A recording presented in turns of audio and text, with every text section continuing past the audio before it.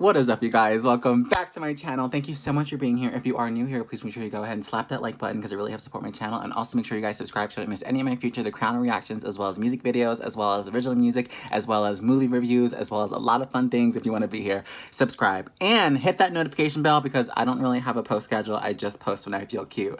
So hit that bell so you can be alert when I have a video. Guys, episode 3 of The Crown was epic. Obviously, we get that last little bit of Diana being free and amazing and young, and then we're kind of slipping into that dark fairy tale hole, and it's really crazy because we're seeing it from this perspective of Diana, you know what I mean? I feel like we've seen it from the outside as like fans and just like people of the world, and we just saw the big dress, we just saw all the happy memories, but who would have thunk that she would have been locked up in this apartment and just getting filled up? I mean, what really, I'll never forget these moments of her getting all these gifts, all these letters, all this attention from the world, and not a single call from the fiance. And then the Camilla dinner was a mess. And then meeting the queen and all the friends of the queen was a mess with the bowing. And then on the telephone call, hearing about the engagement, that was a mess too. And there was a lot of just messy things, and it's just so sad because, it's almost like every time they say, like, should we go through with this or should we not go through with this? It just makes me think, like, oh my gosh, if they didn't go through with it, maybe she would have been alive. Like, you know what I mean? Maybe she would have had a full life with her sons or whatnot. I don't know. Like, it's just, like, very, like, it's like they play with fate a lot with the way they say the lines and things like that. Like, it's almost like every day they're so close to not going through with this, but we never would have known because from the outside, the world is just counting down to the wedding. So it really makes me think, like, I wonder if, like, did Meghan Markle and Harry really love each other? Did Kate Middleton and the other one really love each other? Like, did they really love each other, or is there things going on behind the scenes that, like, we don't see, where, like, they have a ticking time bomb, they have to do this, they have to get hitched, they have to do the thing and show it to the world? Like, is there things that we're not seeing? Because these phone calls about the getting proposed to, and the fact that he didn't get down on one knee, all these little things that I'm like, I would be real timid and upset during the engagement interview too. And I was so glad that this episode played out the way it did, because it kind of answered my questions as to why she looked so happy in the first couple of episodes and things like that. And no wonder, like, she was happy. She was happy to get the engagement. She was happy to be there. She liked him or whatnot.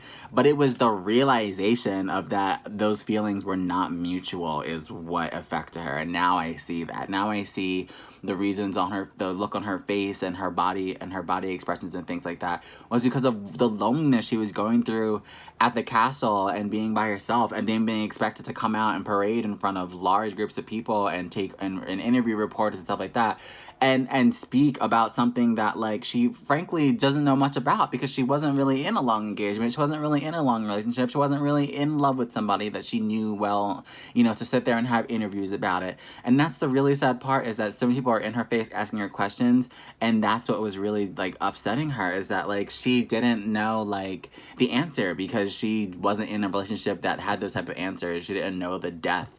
There was no depth to their relationship. And then all of that really came to a light when she had the dinner with Camilla, and it was just really sad the way that wrapped into the whole bulimia.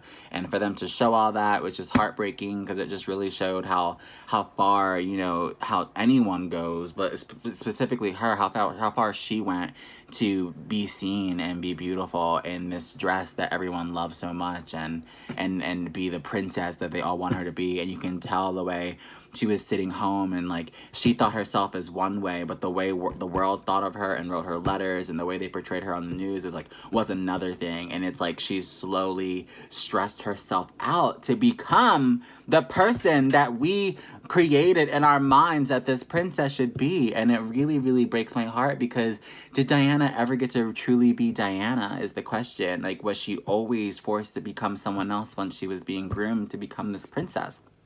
Like, is the princess that we love and cherish so much, is she the person that we think she is? Or is everything that we've seen through the mannerisms and teachings of the Buckingham Palace? Like, did they show her and teach her everything that she's supposed to do, act, and say, and even all the humanitarianism and all that? Like, how much of Diana did we see for real, and how much of Diana is a part of them? Like, how much of them did they create? So, just so many questions. Like, but I was just living for this episode. I thought they taught us so much about just scenes we didn't know, and like specifically like that bowing scene, like they treat her so bad, like, and I don't know if that's true or not. I mean, I'm already seeing all different types of articles like on Facebook and stuff that are like, oh, fictional versus not, and what's real and what's not, like, and like, and even people like the what's her name, Camilla has spoken out that she doesn't like her portrayal in this show, like, and I think that speaks volumes when the real people start to say like, oh, I don't like this, and it makes me question like, okay, well, why don't you like it? Like, was it too real? Like, or did they show everything to a T and that's why you don't like it, or did they not show it real at all? Was it not honest at all, and that's why you don't like it? You know what I mean? It's just, I question all of that, and I'm not sure. And Camilla especially, like, with that dinner, and, like, I just do not trust her at all. Like, that whole idea of, like, oh, like, I'm gonna go to dinner or be friends with my fiance's ex is, like, crazy. And, like, the way they try to normalize that, like, it just, no. Like, and even the look on Diana's face when he said that he offered to have, for them to meet up was like, no, like, I wouldn't do that. But it did come to the point where, like, she had nothing else to do, and no, there was nothing else, like, what else are you gonna do? Like, all he left for months at a time, and all he left was her number. So, okay, let's find, if I can't learn about my fiance, I might as well learn about him from the one person who's available to speak about it. Like, I get that, but Camilla, just the way she gave her, like, I don't know, the way that they gave that actress to deliver her lines and eat all that dessert like that, it was just like, girl, like, stop trying to make her feel bad, like, stop trying to act like you know everything. Like, it was like she was happy to give Diana advice, but only at the expense of, like, seeing her get upset. Like, everything she said was like a dig. It was like, oh, you don't know this about him? Oh, you don't know this? Oh, you don't know this? Oh, you don't know that he likes his porridge at 2? Like, you know what I mean? Like, you could have held back a little bit of that, or you could have, like, kindly given her suggestions on how to maybe amplify their relationship together, but you didn't have to sit there and, like, you know, come down on her for not knowing certain things. Like, it just seemed very, like, shady, as we would say in this day and age. But all in all, I love this episode. I'm really excited to see where it goes. The finale of the episode was obviously epic. They showed us the back of the dress, and the fact that we're even there already at the wedding episodes coming up, or if they're going to skip through it, I don't know, because they skipped through the engagement and just kind of, like, told us about it. So I don't know if they're going to skip through it or show us the wedding, or how much of it they're going to show.